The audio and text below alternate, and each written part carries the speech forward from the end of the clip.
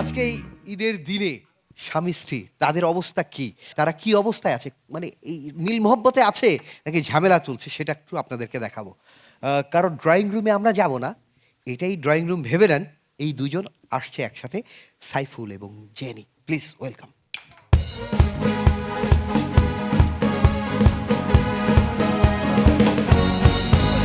যাক বাবা, দেখতে দেখতে আমাদের সংসার জীবনে 60টা বছর কেটে গেল। তোমার তো দেখতে দেখতে, আমার তো শুনতে শুনতে কাটি গেল 7 বছর। কি বললা তুমি? তার মানে এত বছর তোমাকে আমি অশান্তিতে রাখছি মনে হয়? কেমনে রাখছো হেঁটে জানি না, তবে এত বছর তোমার লোক সংসার করে আমি যা শিখলাম, মানুষের জীবনে অল্প সমস্যা থাকে, আর আমার সমস্যার মধ্যে অল্প জীবন আছে। 98% বউ তার জামাইয়ের বন্ধুদের পছন্দ করে না, কিন্তু 100% জামাই তার বউয়ের সকল বান্ধবীদের পছন্দ করে। সত্যি কথা, সত্যি কথা। ও আচ্ছা আচ্ছা, বুঝতে পারছি।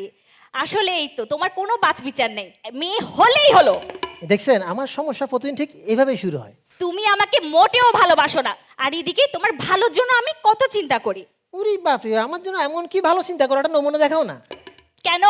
গতকাল যে আমি তোমাকে সাধু বাবার কাছে পাঠাইলাম কিভাবে আয়ু বাড়ানো যায় এটা দেখার জন্য। কার আয়ু?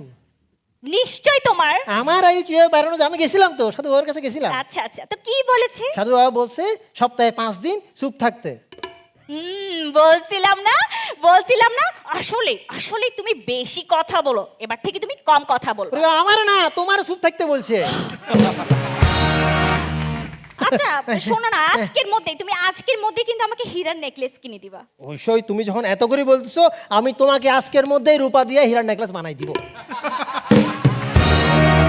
মানে রূপা দিয়ে হীরার নেকলেস কিভাবে? ওরে বাবারে বাবা, বিল্ডিং এ যদি রডের পরিবর্তে বাঁশ দিয়ে বানানো যায়, আর মিষ্টি কুমড়া দিয়ে যদি বেগুনি বানানো যায়, তাইলে রূপা দিয়েও হীরার নেকলেস বানানো সম্ভব। ওকে, দেখতে পাচ্ছি এই হাজবেন্ড ওয়াইফ, তাদের মধ্যে ঝগড়াঝাটি যা হোক, এভাবেই তাদের সংসারে গিয়ে চলছে। দুজনের জন্য জোরে করতালি হোক প্লিজ।